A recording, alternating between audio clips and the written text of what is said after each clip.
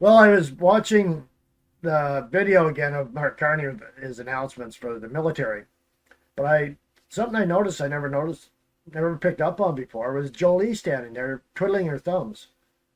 And you'll see every time the camera pans a little bit over, it picks her up, and that's what she's doing, standing there twiddling her thumbs. So I thought, what the heck's up with this? So I decided to go to Grok, right, and see what's the significance of thumb twiddling. Matthew Zio with Bloomberg News. Donald Trump said that you do not want the Golden Dome being extended over Greenland. So is the Golden Dome part of today's strategy? Are you still committed to invest money in the Golden Dome? Do you want it to be extended over Greenland or not? What's the status of the current talks over this? I apologize. I don't recognize the comment of the president. Certainly not representing my points of view. We think that first point, and I'll go back to an earlier answer. There are many areas where we cooperate closely with the Americans for our defense. One of the most fundamental is in NORAD, in Northern Defense. The evolution of NORAD and Northern Defense in a world of hypersonic missiles, in a world where you have literally seconds to react, a world where attacks from space is not science fiction, but a potential near-term reality, certainly one we need to develop defenses against. And it's in that context that we are in a series of, we are taking our own steps. For example, welcome, PJ, the former Premier of Nunavut. One of the first things I did as Prime Minister is we stood together in Iqaluit, and I was making an announcement about committing to over-the-horizon radar purchase from Australia, which was 11 months ago, I guess, right? We made that announcement. So we're taking our own steps to bolster our defense. There's a series of others, but we are also exploring the next phase of that defense with the United States, and that would include that could include what's called the Golden Dome. I would say. So what's going on with Jolie? In body language and psychology context, thumb twiddling often goes beyond just boredom and can indicate restlessness or frustration from inactivity. Mild anxiety or nervous energy, the repetitive motion acts as a self-soothing or pacifying behavior, similar to fidgeting, pen clicking, or hair twirling. A coping mechanism to release pent-up mental energy, I doubt that with Jolie, but anyways, or pass the time when someone feels mentally unoccupied or contemplative. Some experts note that the circular repetitive thumb movement can be calming to the brain, functioning almost like a small stress reliever or distraction technique. It's rarely a sign of deep confidence or positive engagement. More often the opposite, a signal that the person is disengaged, waiting, or internally unsettled. In short, most common meaning is boredom, having nothing productive to do. Deeper nuance, impatience, restlessness, low-level anxiety, or self-soothing. I would say. Okay, so let's get serious now. This is a 5-minute video of our Arctic preparedness. And you'll see this is ex-military. It's somebody that knows what he's talking about.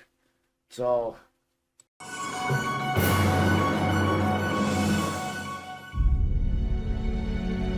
The challenges of defending Canada's vast Arctic waters and shoreline is once again in the news. A startling headline and subhead in a recent National Post story read as follows: Canada's top sailor says he's sure we could stop Russia or China from trespassing in Arctic. The country's new Arctic and offshore patrol ships only carry a 25mm cannon, but Canada's top sailor says that could quickly be supplemented with other weapons. It is time to target the accuracy of the Admiral's claim and look at how Canada's diminutive Navy could thwart these two nuclear-armed superpowers in a military standoff in the far north. My initial reaction to the National Post headline was to presume that this was some sort of clickbait gimmick to lure in astounded readers.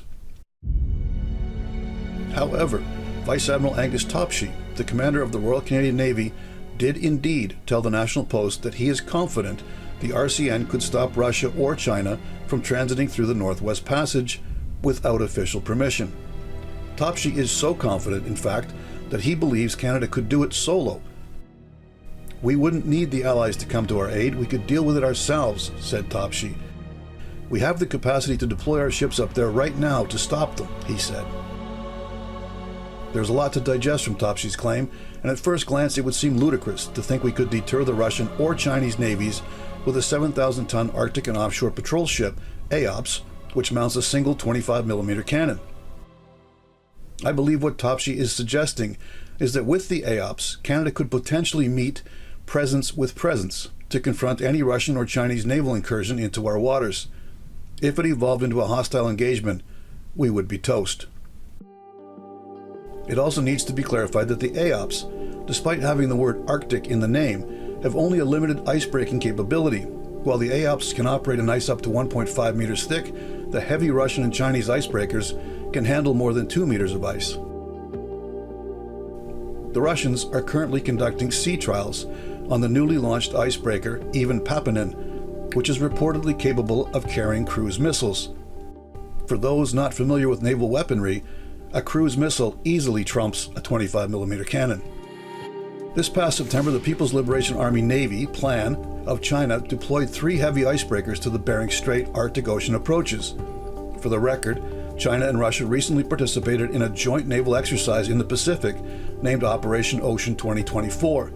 It involved a combined 400 warships and 120 aircraft. At last count, the RCN has taken delivery of 5 of a total of 6 AOPS, with the final ship to be complete next year. However, due to a crippling shortage of trained technicians, the RCN can only put 1 AOPS to sea at a time. There has also been a lot of significant teething troubles with the AOPS.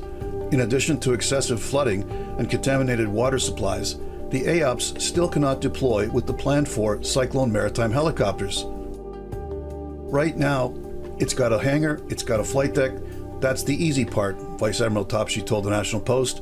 The complicated piece is that in order to be able to land that helicopter on the deck, secure it on the deck, and then bring it into the hangar, there's a couple of changes that have to be made. For the record, the AOPS were ordered in 2011. First of the class, HMCS Harry de Wolf, was launched in 2018 and commissioned in 2021. 3 years later, the RCN can still not operate a helicopter from their flight decks, which was an integral part of the ship's design from the outset. However, we are to understand from Vice Admiral Topshee that if hostilities were imminent, somehow the dockyard workers in Halifax and Esquimalt could suddenly transform these AOPS into battle-worthy vessels. They're not intended to be frontline combatants, Vice Admiral Topshee said of the AOPS. They have everything they need for the missions that we anticipate that they'll do. Were we to get into a wartime environment where we felt they could come directly under threat, then there's the capacity to install other weapons in sort of an ad hoc manner, very similar to how you would defend an Army forward operating base. Colleagues and shipmates, the RCN faces some very serious challenges right now that could mean we fail to meet our force postured readiness commitments in 2024 and beyond.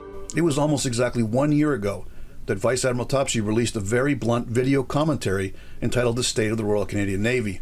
That message was aimed at his own internal RCN audience, but Topshee's commentary gained widespread media attention for his brutal honesty. Now, just 12 months later, we are to believe that the RCN stands ready to confront Russia and China in the Arctic without the assistance of our allies. That is one hell of a comeback, if only it were true. This has been On Target. I'm Scott Taylor.